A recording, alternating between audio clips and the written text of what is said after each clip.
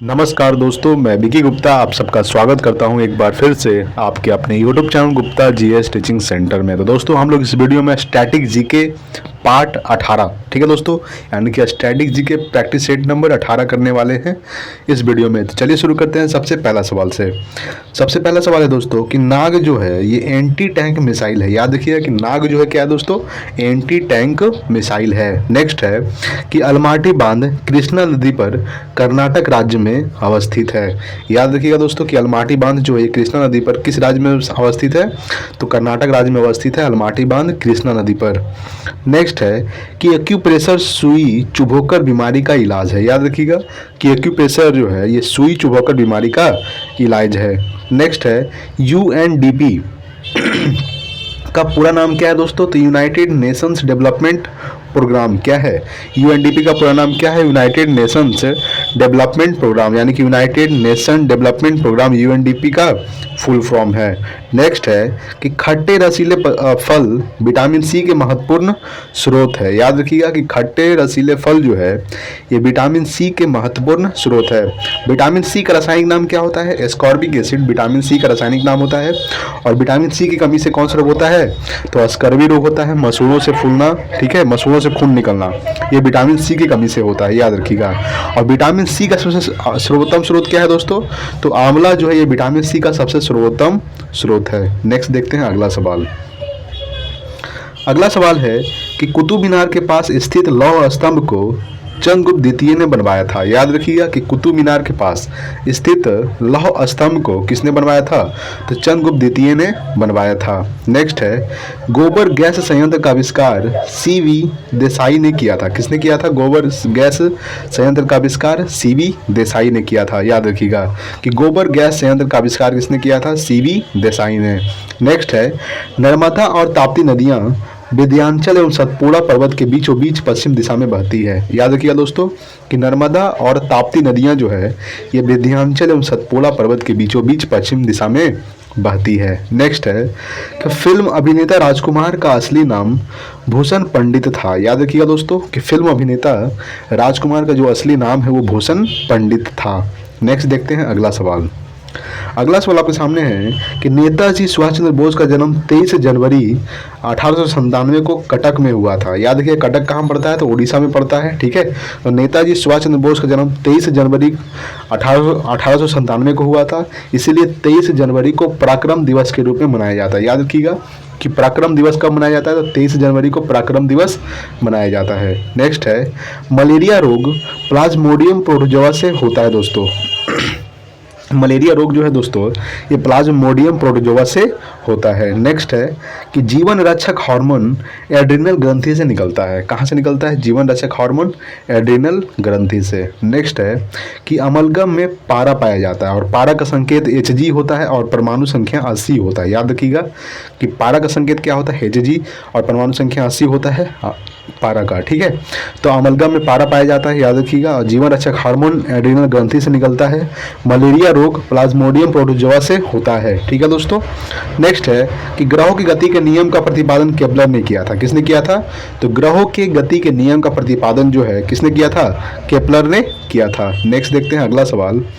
अगला सवाल आपके सामने है कि गोल्ड कोस्ट का नया नाम घाना है। क्या है दोस्तों, गोल्ड कोस्ट का नया नाम क्या है, घाना।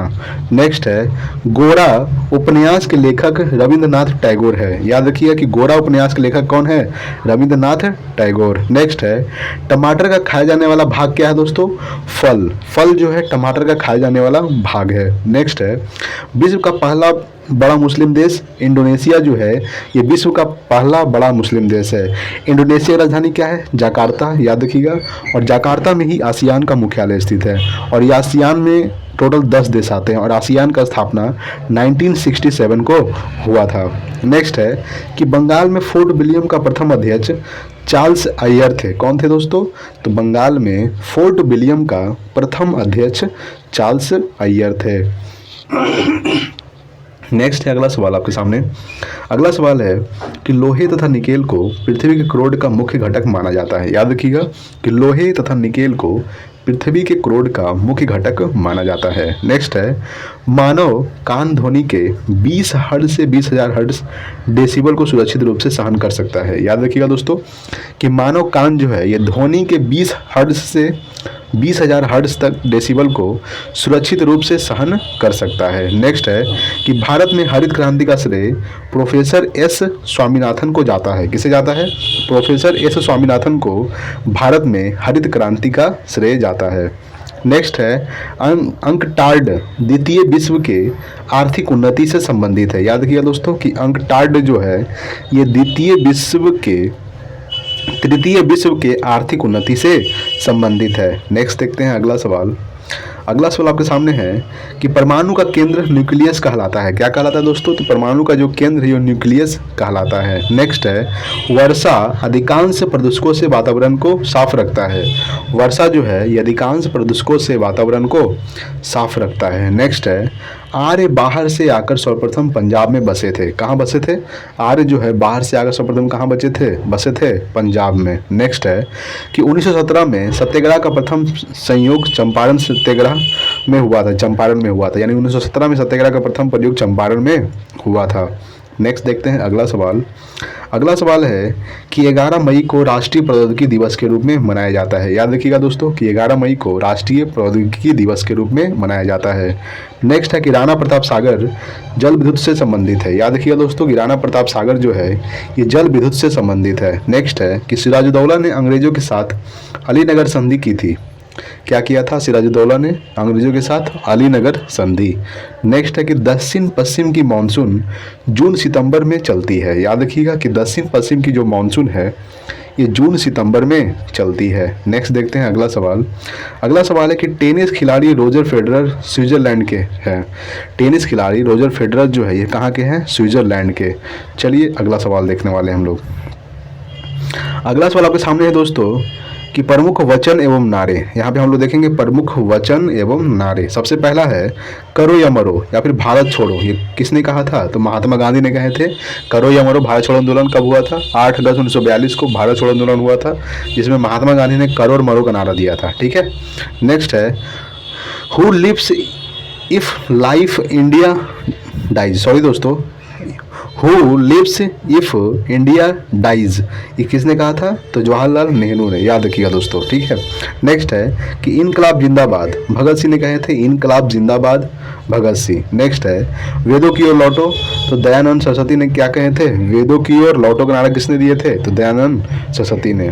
स्वराज हमारा जन्मसिद्ध अधिकार मैं इसे लेकर रहूंगा, किसने कहा था? तो बाल गंगाधर तिलक ने कहा था स्वराज हमारा जन्मसिद्ध अधिकार है और मैं इसे लेकर रहूंगा। अगला आपको हम देखने वाले हैं।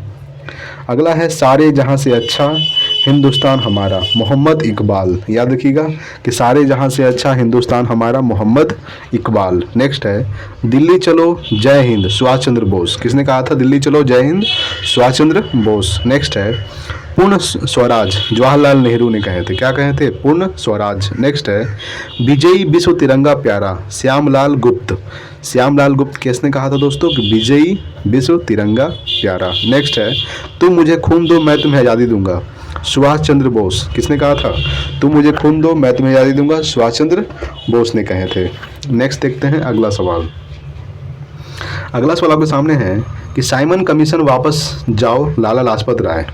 याद रखिएगा कि साइमन कमीशन वापस जाओ लाला लाजपत राय ने कहे थे। नेक्स्ट है कि सरफरोशी की तमन्ना अब हमारे दिल में है, राम प्रसाद बिस्मिल। याद रखिएगा कि राम प्रसाद बिस्मिल ने क्या कहा था? सरफरोशी की तमन्ना अब हमारे दिल में है। नेक्स्ट है वंदे मातरम, बंकिम चंद्र चटर्जी। याद रखिएगा कि बंकिम चंद्र चटर्जी वंदे मातरम। जन गण मन, रविंद्रनाथ टैगोर। याद रखिएगा दोस्तों। अगला है आपके सामने हिंदी हिंदू हिंदुस्तान, हिंदी हिंदू हिंदुस्तान, भारतेंदु हरिश्चंद्र। याद रखिएगा कि भारतेंदु हरिश्चंद्र, हिंदी हिंदू हिंदुस्तान। आराम हराम है, जवाहरलाल नेहरू ने कहे थे आराम हराम है। नेक्स्ट है जय जवान जय किसान, लाल बहादुर शास्त्री। अगला है जय जवान जय किसान जय विज्ञान, अटल बिहारी वाजपेयी। नेक्स्ट है जय जवान जय किसान जय विज्ञान जय अनुसंधान नरेंद्र मोदी, याद रखिएगा। ठीक है, चलिए नेक्स्ट देखते हैं अगला। अगला आपके सामने है कि यह एक डूबते बैंक का अग्रिम तिथि चेक है। किसने कहा था? तो महात्मा गांधी ने कहे थे यह एक डूबते बैंक का अग्रिम तिथि चेक है। मेरा अंतिम उद्देश्य प्रत्येक व्यक्ति का आंसू पोंछना है, जवाहरलाल नेहरू। किसने कहा था दोस्तों? मेरा अंतिम उद्देश्य प्रत्येक व्यक्ति का आंसू पोंछना है, किसने कहा था? जवाहरलाल नेहरू ने कहे थे। नेक्स्ट है देश की पूजा ही राम की पूजा है, मदन लाल ढींगरा। किसने कहा था? मदन लाल ढींगरा ने कहा था देश की पूजा ही राम की पूजा है। नेक्स्ट देखते हैं अगला। अगला आपके सामने है संपूर्ण क्रांति जय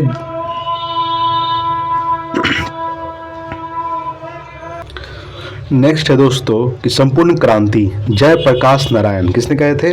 जयप्रकाश नारायण ने क्या कहे थे? संपूर्ण क्रांति। जय जगत विनोबा भावे दोस्तों। ठीक है, चलिए अगला हम लोग देखने वाले हैं कि दो देशों के बीच की सीमा रेखा। ठीक है दोस्तों, दो देशों के बीच की सीमा रेखा देखने वाले, जैसे कि मैकमोहन रेखा किसके बीच है? तो भारत एवं चीन के बीच कौन सी रेखा है दोस्तों? मैकमोहन रेखा। रेड क्लिफ रेखा, ये भारत एवं पाकिस्तान के बीच कौन सी रेखा है? रेड क्लिफ रेखा। डुरंड रेखा पाक अधिकृत कश्मीर एवं अफगानिस्तान के बीच है। याद रखिएगा कि पाक अधिकृत कश्मीर एवं अफगानिस्तान के बीच है डुरंड रेखा। चलिए नेक्स्ट देखेंगे अगला। अगला आपके सामने हिंडनबर्ग रेखा। ये है दोस्तों जर्मनी एवं पोलैंड के बीच, जर्मनी एवं पोलैंड के बीच है हिंडनबर्ग रेखा। 24वीं अक्षांश रेखा, ये भारत पाकिस्तान के बीच कच्छ के पास है। याद रखिएगा कि भारत और पाकिस्तान के बीच कच्छ के पास है। नेक्स्ट है कि 38वीं समांतर रेखा, ये उत्तरी कोरिया एवं दक्षिणी कोरिया के बीच है। 38 डिग्री समांतर रेखा है उत्तरी कोरिया और दक्षिणी कोरिया के बीच। 49वीं समांतर रेखा है दोस्तों, ये अमेरिका और कनाडा यानी उत्तरी अमेरिका एवं कनाडा के बीच है 49वीं समांतर रेखा। 70वीं अक्षांश रेखा है दोस्तों, ये उत्तरी एवं दक्षिणी वियतनाम के बीच है। क्या दोस्तों? तो 70वीं अक्षांश रेखा उत्तरी वियतनाम एवं दक्षिणी वियतनाम के बीच है, याद रखिएगा। नेक्स्ट है अगला मैगिनॉट या सिज फ्राइड रेखा, ये जर्मनी एवं फ्रांस के बीच, किसके बीच है? जर्मनी एवं फ्रांस के बीच। ओडरनिस रेखा दोस्तों, ये पूर्वी जर्मनी एवं पोलैंड के बीच है। याद रखिएगा कि पूर्वी जर्मनी एवं पोलैंड के बीच है ओडरनिस रेखा। मैनरहीन रेखा रूस और फिनलैंड के बीच, याद रखिएगा कि रूस और फिनलैंड के बीच है मैनरहीन रेखा। चलिए अगला सवाल देखने वाले हम लोग। अगला सवाल आपके सामने है दोस्तों, देखिए सवाल है कि जुड़वा शहर हैदराबाद और सिकंदराबाद हुसैन सागर झील से जुड़े हुए हैं। याद रखिएगा कि जुड़वा शहर जो है ये हैदराबाद और सिकंदराबाद हुसैन सागर झील से जुड़े हुए हैं। नेक्स्ट है भारतीय रेलवे बिजली का इंजन चितरंजन में बनाती है। याद रखिएगा कि भारतीय रेलवे बिजली का जो इंजन है ये चितरंजन में बनाती है। नेक्स्ट है पूर्वी मध्य रेलवे का मुख्यालय हाजीपुर में है। याद रखिएगा कि पूर्वी मध्य रेलवे का जो मुख्यालय स्थित है ये हाजीपुर में स्थित है। नेक्स्ट देखेंगे अगला सवाल। अगला सवाल आपके सामने है दोस्तों, सवाल बोल रहा है कि मानचित्र पर समुद्र से बराबर ऊंचाई वाले स्थानों को मिलाने वाली रेखा कंटूर्स कहलाती है। क्या कहलाती है? कंटूर्स। यानी कि मानचित्र पर समुद्र से बराबर ऊंचाई वाले स्थानों को मिलाने वाली रेखा कंटूर्स कहलाती है। नेक्स्ट है कि सलाल परियोजना चिनाब नदी पर स्थित है। कहाँ है स्थित दोस्तों सलाल परियोजना? चिनाब नदी पर। नेक्स्ट है विश्व स्वास्थ्य संगठन का मुख्यालय जिनेवा में स्थित है। याद रखिएगा कि विश्व स्वास्थ्य संगठन का मुख्यालय कहाँ स्थित है? जिनेवा। WHO इसका स्थापना कब हुआ था? 7 अप्रैल 1948 को, इसलिए 7 अप्रैल को क्या मनाया जाता है? विश्व स्वास्थ्य दिवस मनाया जाता है। ठीक है। नेक्स्ट है कि डिप्थीरिया रोग से गला ग्रस्त होती है। याद रखिएगा कि डिप्थीरिया रोग से कौन सा ग्रस्त होती है? गला। नेक्स्ट है कि देवदास उपन्यास के लेखक शरद चंद्र चटर्जी है। कौन है? शरद चंद्र चटर्जी जो हैं ये देवदास उपन्यास के लेखक हैं। नेक्स्ट देखेंगे अगला सवाल। अगला सवाल है कि भारतीय संविधान की 8वीं अनुसूची का संबंध भाषाओं से है। याद रखिएगा कि 8वीं अनुसूची का जो संबंध है ये भाषाओं से, और कितनी भाषाओं का उल्लेख किया गया है? तो 22 भाषाओं का उल्लेख किया गया है। ठीक है, 8वीं अनुसूची में। नेक्स्ट है कि डेविस कप का संबंध लॉन टेनिस से है। किससे है दोस्तों? तो डेविस कप का जो संबंध है ये लॉन टेनिस से है। नेक्स्ट है चंडीगढ़ के रॉक गार्डन के सृजनकर्ता नेकचंद है। कौन है दोस्तों? तो चंडीगढ़ के रॉक गार्डन के जो सृजनकर्ता कौन है? नेकचंद। नेक्स्ट है भारत में स्टॉक एक्सचेंज का नियमन सेबी करता है। सेबी यानी कि security exchange board of India ठीक है दोस्तों, तो इसके अध्यक्ष कौन है? सोमा मंडल। याद रखिएगा कि भारत में स्टॉक एक्सचेंज का नियमन सेबी करता है। सेबी का full form security exchange board of India, SEBI का फुल फॉर्म होता है, और इसके जो अध्यक्ष है वर्तमान में वो है सोमा मंडल। चलिए नेक्स्ट देखते हैं अगला सवाल। अगला सवाल है कि मायोपिक आंख अवतल लेंस के प्रयोग द्वारा ठीक की जा सकती है।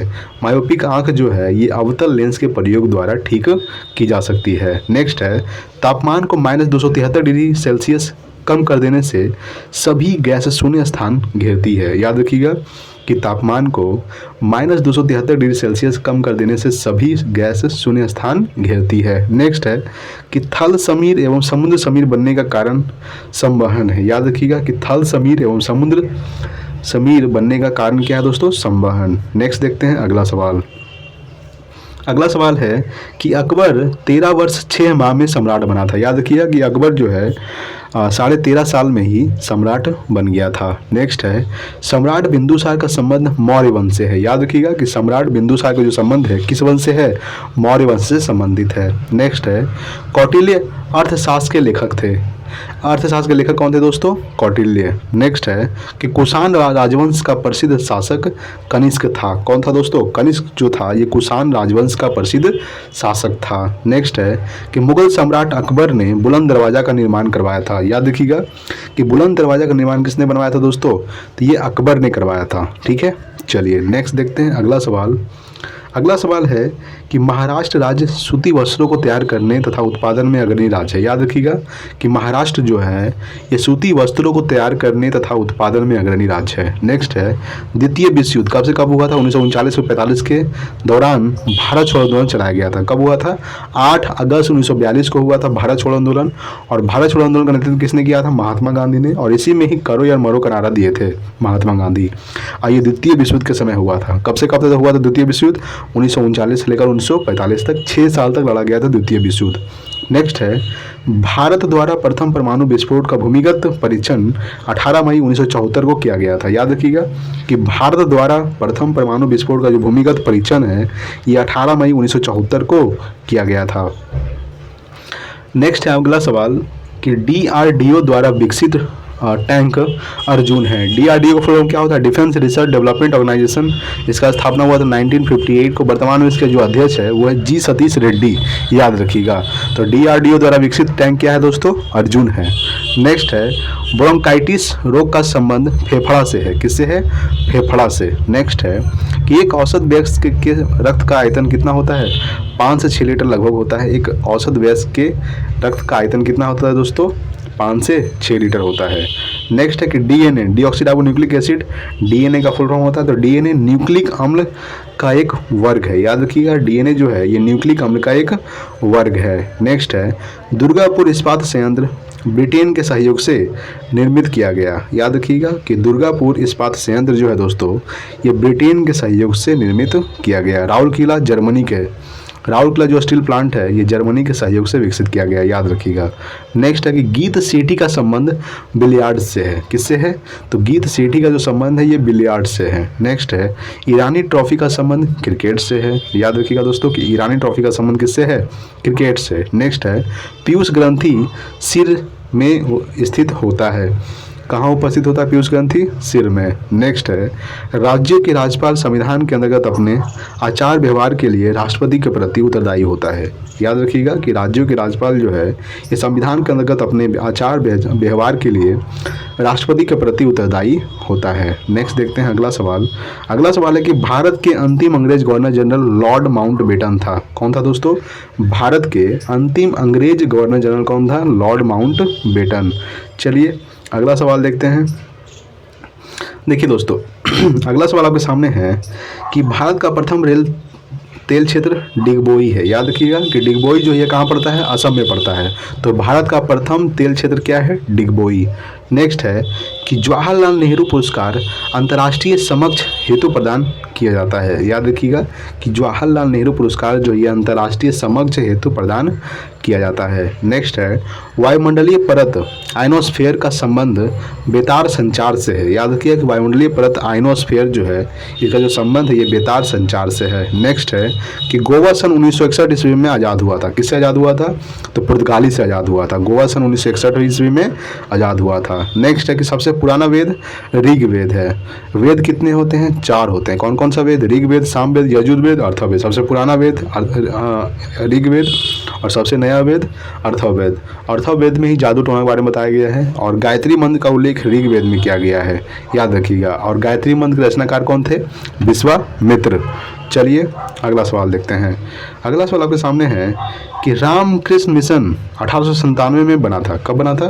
रामकृष्ण मिशन जो है ये कब बना था? 1897 में बना था। नेक्स्ट है, जिन्ना ने 1940 में भारतीय मुसलमानों के लिए अलग देश की मांग की थी। याद रखिएगा दोस्तों, मोहम्मद अली जिन्ना ने 1940 में भारतीय मुसलमानों के लिए अलग देश की मांग की थी। नेक्स्ट है कि हड़प्पाई स्थल लोथल गुजरात में अवस्थित है। और लोथल किस नदी किनारे स्थित है दोस्तों? तो लोथल जो है ये भोगवा नदी किनारे स्थित है। कौन सा नदी? भोगवा नदी। तो हड़प्पाई स्थल लोथल जो है कहाँ है? गुजरात में अवस्थित है।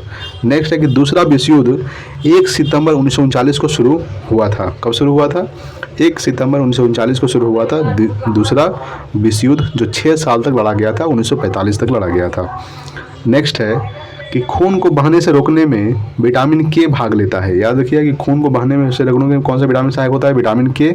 और विटामिन के का रासायनिक नाम क्या होता है? फिलोक्विनोन होता है। नेक्स्ट है, कीड़ों के बारे में अध्ययन को एंटोमोलॉजी कहते हैं। क्या कहते हैं दोस्तों? कीड़ों के बारे में अध्ययन को एंटोमोलॉजी कहते हैं। नेक्स्ट है, मालगुडी डेज के लेखक R.K. नारायण हैं। कौन है? मालगुडी डेज के लेखक कौन है दोस्तों? R.K. नारायण। नेक्स्ट है कि महारानी विक्टोरिया का घोषणा पत्र को लॉर्ड कैनिंग ने पढ़कर सुनाया था। याद रखिए कि महारानी विक्टोरिया का घोषणा पत्र को लॉर्ड कैनिंग ने पढ़कर सुनाया था। नेक्स्ट देखते हैं अगला सवाल। अगला सवाल आपके सामने है कि विजयवाड़ा कृष्णा नदी के किनारे स्थित है। याद रखिएगा कि विजयवाड़ा जो है ये कृष्णा नदी के किनारे स्थित है। नेक्स्ट है कि प्रदेशों में राष्ट्रपति शासन की अधिकतम अवधि 3 वर्ष की होती है। याद रखिएगा कि राष्ट्रपति शासन अनुच्छेद 352, ठीक है, अनुच्छेद 356 और एक होता है अनुच्छेद 360। 3 गो शासन है। कौन कौन सा? 352, 356 और 360। राष्ट्रपति शासन, राष्ट्रीय आपातकाल 352 और 356 राष्ट्रपति शासन और 360 क्या दोस्तों? वित्तीय आपातकाल। तो राष्ट्रपति शासन की अधिकतम अवधि 3 वर्ष की होती है, याद रखिएगा। नेक्स्ट है कि शिमला समझौता भारत और पाकिस्तान के बीच 1972 में हुआ था। कब हुआ था शिमला समझौता? तो भारत और पाकिस्तान के बीच 1972 में हुआ था शिमला समझौता। नेक्स्ट है कि मिश्रित अर्थव्यवस्था का अर्थ निजी तथा सार्वजनिक क्षेत्र सेक्टर का सह अस्तित्व होता है। मिश्रित अर्थव्यवस्था का जो अर्थ निजी तथा सार्वजनिक क्षेत्र सेक्टर का सह अस्तित्व होता है। नेक्स्ट देखते हैं अगला सवाल। अगला सवाल है दोस्तों कि मिश्रित अर्थव्यवस्था का अर्थ निजी तथा सार्वजनिक क्षेत्र सेक्टर का सह अस्तित्व होता है। नेक्स्ट है मामा भांजा मंदिर बारसूर यानी छत्तीसगढ़ में स्थित है। मामा भांजा मंदिर। नेक्स्ट है कि स्पॉन्डिलिटिस डिलीटिज नामक रोग मस्तिष्क गुहा को प्रभावित करता है। याद रखिए कि स्पॉन्डिलिटिस नामक रोग जो है ये मस्तिष्क गुहा को प्रभावित करता है। नेक्स्ट है कि रेलवे इकाई बंगलौर पहिया तथा धुरी का निर्माण करता है। रेलवे इकाई जो है ये बंगलौर पहिया तथा धुरी का निर्माण करता है। चलिए अगला सवाल देखते हैं। अगला सवाल आपके सामने है कि राजस्थान नहर सतलज नदी से जल ग्रहण करती है। याद रखिए दोस्तों कि राजस्थान जो नहर है इंदिरा गांधी नहर सतलज नदी से जल ग्रहण करती है। नेक्स्ट है मेटूर बांध कावेरी नदी पर अवस्थित है। ठीक है दोस्तों, तो मेटूर बांध किस नदी पर स्थित है? कावेरी नदी पर। नेक्स्ट है कि नंदा देवी चोटी कुमाऊं हिमालय का भाग है। नेक्स्ट है कि भारत में स्वतंत्र न्यायपालिका है। नेक्स्ट है कि सरसिका पक्षी अभ्यारण्य राजस्थान में स्थित है दोस्तों। सरसिका पक्षी अभ्यारण्य कहाँ स्थित है? राजस्थान में। नेक्स्ट देखते हैं अगला सवाल। अगला सवाल आपके सामने है कि ब्रिटिशों द्वारा प्लासी का युद्ध 1757 ईस्वी में लड़ा गया था। ये आपको याद होगा कि ब्रिटिशों द्वारा प्लासी का युद्ध जो है सिराजुद्दौला के साथ लड़ा गया था। किसके द्वारा? तो सिराजुद्दौला के साथ लड़ा गया था ब्रिटिशों द्वारा। कब लड़ा गया था? 1757 ईस्वी को। नेक्स्ट है कि शब्द RPF का अर्थ क्या है दोस्तों? तो रेलवे सुरक्षा बल। नेक्स्ट है कि पृथ्वी का विश्ववित्तीय व्यास लगभग 12,756 किलोमीटर है। कितना है? तो विश्ववित्तीय व्यास जो है दोस्तों ये 12,756 किलोमीटर है पृथ्वी का। नेक्स्ट है कि अमनेस्टी इंटरनेशनल संस्था का संबंध मौलिक अधिकार के सुरक्षा से है। याद रखिए कि अमनेस्टी इंटरनेशनल संस्था का जो संबंध है ये मौलिक अधिकार के सुरक्षा से है। नेक्स्ट देखते हैं अगला सवाल। अगला सवाल आपके सामने है कि अंतर्राष्ट्रीय रेड क्रॉस का मुख्यालय जिनेवा में है और रेड क्रॉस दिवस कब मनाया जाता है? 8 मई को रेड क्रॉस दिवस मनाया जाता है। तो अंतर्राष्ट्रीय रेड क्रॉस का जो मुख्यालय है ये जिनेवा में स्थित है। नेक्स्ट है कि डोगरी भाषा का संबंध जम्मू कश्मीर से है, याद रखिएगा। नेक्स्ट है कि ब्राज़ील दक्षिण अमेरिका महाद्वीप में अवस्थित है, याद रखिएगा दोस्तों। और ब्राज़ील की राजधानी क्या है? ब्राज़ीलिया जो है ब्राज़ील की राजधानी है। नेक्स्ट है गोलकुंडा किला तेलंगाना राज्य में स्थित है। नेक्स्ट है कि भारत की प्रथम महिला विदेश सचिव चोकीला अय्यर थी। कौन थी? चोकीला अय्यर भारत की प्रथम महिला विदेश सचिव थी। नेक्स्ट देखते हैं अगला सवाल। अगला सवाल आपके सामने है दोस्तों, प्रमुख राजवंश संस्थापक एवं राजधानी। तो राजवंश देखिए इधर संस्थापक है और इधर राजधानी है। तो सबसे पहला है दोस्तों हर्यक राजवंश, जिसके संस्थापक थे बिंबिसार। याद रखिएगा कि हर्यक वंश के संस्थापक कौन थे? बिंबिसार। और इसकी राजधानी कहाँ बनाई थी? राजगृह बनाई थी। मौर्य वंश के संस्थापक कौन थे? चंद्रगुप्त मौर्य। ये राजधानी कहाँ बनाए थे दोस्तों? पाटलिपुत्र बनाया था। शुंग वंश के संस्थापक पुष्यमित्र शुंग, ये अपना राजधानी कहाँ बनाया था? पाटलिपुत्र बनाया था पुष्यमित्र शुंग ने। और शुंग वंश के संस्थापक कौन है? पुष्यमित्र शुंग। सातवाहन वंश, यह है दोस्तों सिमुक। स्थापना किसने किया था? सिमुक ने स्थापना किया था सातवाहन वंश का। अपना राजधानी कहाँ बनाया था? प्रतिष्ठान में बनाया था। नेक्स्ट देखते हैं अगला। अगला आपके सामने है गुप्त वंश। देखिए गुप्त वंश श्रीगुप्त संस्थापक थे और पाटलिपुत्र में अपना कहाँ बनाया था? तो राजधानी बनाया था।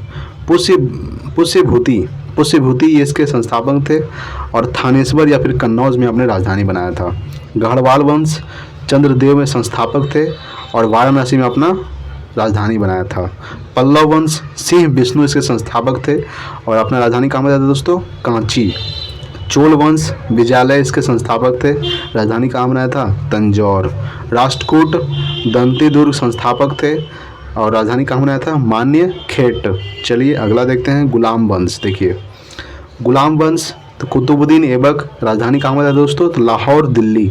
खिलजी वंश जलालुद्दीन खिलजी और किलो खरी, ये अपने राजधानी बनाया था किलो खरी।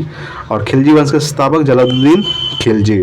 तुगलक वंश के संस्थापक गयासुद्दीन तुगलक, अपना राजधानी कहाँ बनाया था? दिल्ली बनाया था। लोधी वंश बहलोल लोधी संस्थापक थे और दिल्ली या फिर आगरा अपना राजधानी बनाया था।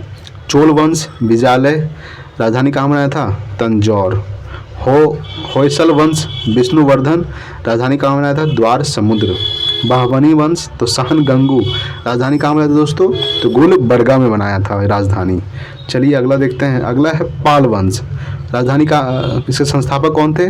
गोपाल था पाल वंश संस्थापक और राजधानी बनाया था मुंगेर। चौहान वंश वासुदेव संस्थापक थे, राजधानी कहाँ बनाया था? अजमेर, जो कहाँ पड़ता है? राजस्थान में पड़ता है। नेक्स्ट है कि सैंधव सभ्यता के प्रमुख स्थल नदी उथनकर्ता और ईसवी। ठीक है दोस्तों, सबसे पहला है दोस्तों हड़प्पा, जो कहाँ पड़ता है? पाकिस्तान में पड़ता है। ये किस नदी किनारे स्थित है? रावी नदी किनारे स्थित है। इसके संस्थापक कौन थे? तो दयाराम साहनी संस्थापक थे, यानी उत्खनन करता थे। कौन? दयाराम साहनी। कब किए थे? 1921 में। याद रखिएगा हड़प्पा रावी नदी के तट पर स्थित है। दयाराम साहनी इसके संस्थापक थे और 1921 में हुआ था। मोहनजोदड़ो, ये भी पाकिस्तान में पड़ता है, सिंधु नदी किनारे स्थित है दोस्तों। राखलदास बनर्जी इसके खोज करता है और कब खोजा गया था? 1922 को खोजा गया था। ठीक है। नेक्स्ट है कालीबंगा। देखिए कालीबंगन ये राजस्थान में पड़ता है, ये घग्गर नदी किनारे स्थित है।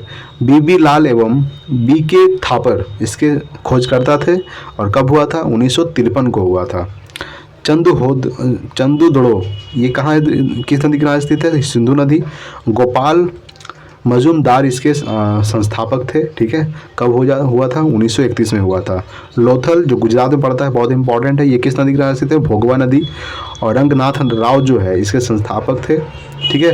1955 और 62 के बीच में लोथल का उत्खनन करता हुआ था। ठीक है दोस्तों।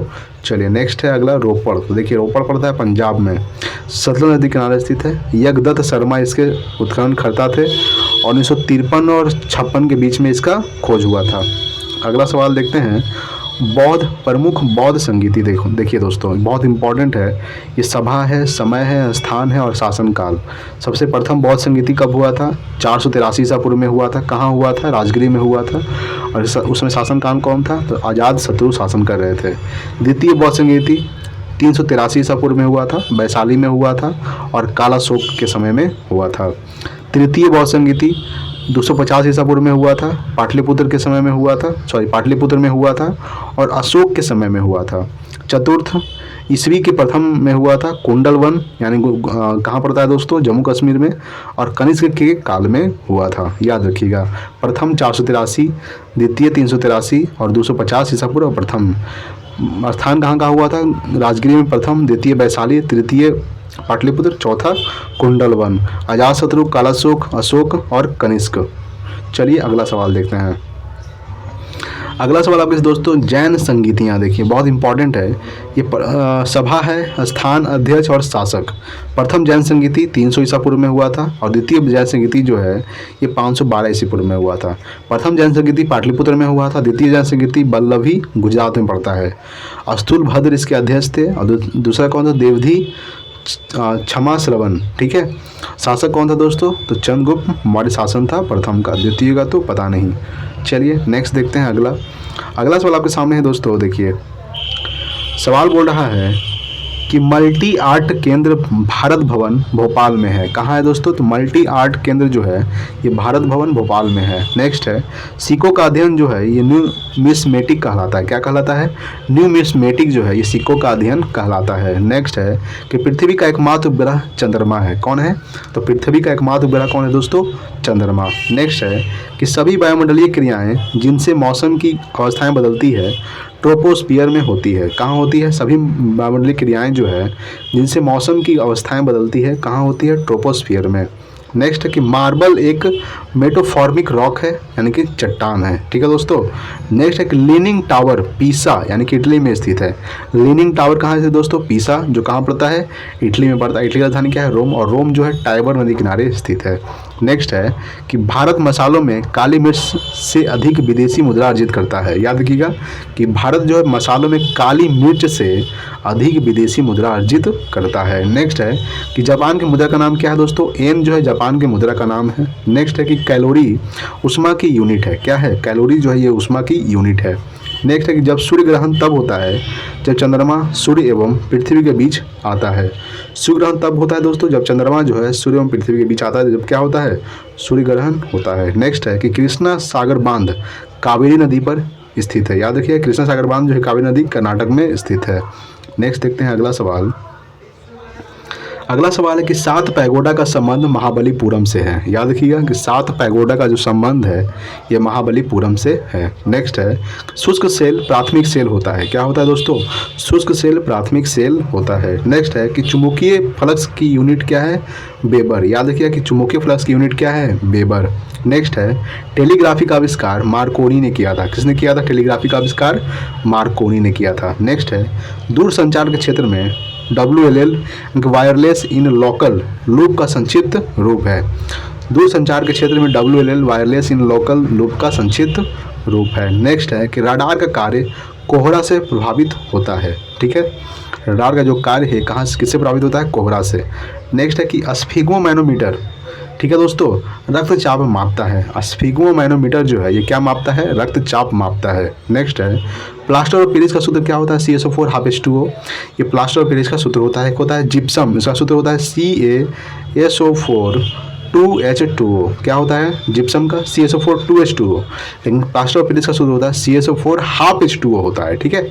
नेक्स्ट है कि राष्ट्रीय धातुकर्म लेबोरेटरीज जमशेदपुर में है। कहाँ है स्थित है दोस्तों? जमशेदपुर में। चलिए अगला सवाल देखते हैं।